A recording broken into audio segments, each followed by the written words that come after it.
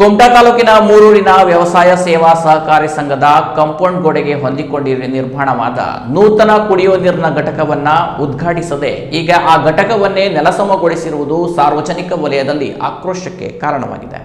ಗ್ರಾಮೀಣ ಭಾಗದ ಜನರಿಗೆ ಕುಡಿಯುವ ನೀರಿನ ಸೌಲಭ್ಯ ಒದಗಿಸಿಕೊಡುವ ನಿಟ್ಟಿನಲ್ಲಿ ಕಾಂಗ್ರೆಸ್ ಸರ್ಕಾರದ ಮಹತ್ವಾಕಾಂಕ್ಷಿ ಯೋಜನೆಯಾದ ಕುಡಿಯುವ ನೀರಿನ ಘಟಕವನ್ನು ಕುಮಟಾ ತಾಲೂಕಿನ ಮೂರೂರಿನ ವ್ಯವಸಾಯ ಸೇವಾ ಸಹಕಾರಿ ಸಂಘದ ಕಾಂಪೌಂಡ್ಗೆ ಹೊಂದಿಕೊಂಡೇ ನಿರ್ಮಿಸಲಾಗಿತ್ತು. ಲಕ್ಷಾಂತರ ರೂಪಾಯಿ ವೆಚ್ಚದಲ್ಲಿ ನಿರ್ಮಾಣವಾದ ಈ ಘಟಕ ಇನ್ನೂ ಉದ್ಘಾಟನೆಯಾಗಿಲ್ಲ.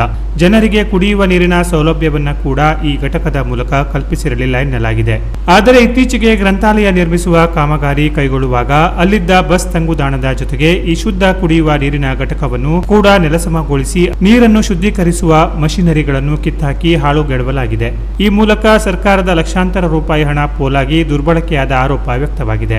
ಈ ನೀರಿನ ಘಟಕವನ್ನು ಯಾವ ಕಾರಣಕ್ಕೆ ಯಾರು ತೆರವುಗೊಳಿಸಿದ್ದಾರೆ ಎಂಬುದರ ತನಿಖೆಯಾಗಬೇಕು. ತಪ್ಪಿತಸ್ಥರ ವಿರುದ್ಧ ಕ್ರಮವಾಗಬೇಕು. ಇಲ್ಲವಾದರೆ ಮುಂದಿನ ದಿನಗಳಲ್ಲಿ ಈ ಸಂಬಂಧ ಉಗ್ರ ಹೋರಾಟ ನಡೆಸುವ ಜೊತೆಗೆ ಮೇಲಾಧಿಕಾರಿಗಳ ಗಮನಕ್ಕೆ ತಂದು ಸೂಕ್ತ ಕ್ರಮಕ್ಕೆ ಆಗ್ರಹಿಸಲಾಗುವುದು ಎಂದು ಕುಮಟಾ ಬಿಜೆಪಿ ಮಂಡಲಾಧ್ಯಕ್ಷ ಜಿಐ ಹೆಗಡೆ ಎಚ್ಚರಿಸಿದ್ದಾರೆ.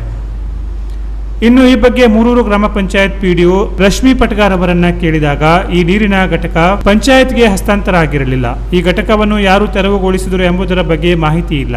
ಆ ಬಗ್ಗೆ ಪರಿಶೀಲಿಸಿ ಮೇಲಾಧಿಕಾರಿಗಳಿಗೆ ವರದಿ ಮಾಡಲಾಗುವುದು ಎಂದು ತಿಳಿಸಿದ್ದಾರೆ. ಒಟ್ಟಾರೆ ಕಾಂಗ್ರೆಸ್ ಸರ್ಕಾರದ ಮಹತ್ವಾಕಾಂಕ್ಷಿ ಯೋಜನೆಯಾದ ಶುದ್ಧ ಕುಡಿಯುವ ನೀರಿನ ಘಟಕ ಧ್ವಂಸವಾಗಿದ್ದರೂ ಈ ಬಗ್ಗೆ ಮಾಹಿತಿಯೇ ಇಲ್ಲ ಎನ್ನುವ ಅಧಿಕಾರಿಗಳ ನಿರ್ಲಕ್ಷ್ಯದ ವಿರುದ್ಧವೂ ಜನ ಆಕ್ರೋಶ ವ್ಯಕ್ತಪಡಿಸುವಂತಾಗಿದ್ದು, ಮುಂದಿನ ದಿನಗಳಲ್ಲಿ ಈ ಬಗ್ಗೆ ಸ್ಥಳೀಯ ಗ್ರಾಮಸ್ಥರು ಯಾವ ರೀತಿಯಾಗಿ ಹೋರಾಟ ಮಾಡುತ್ತಾರೆ ಎಂಬುದನ್ನು ಕಾದು ನೋಡಬೇಕಿದೆ. Canara plus news, Kumta.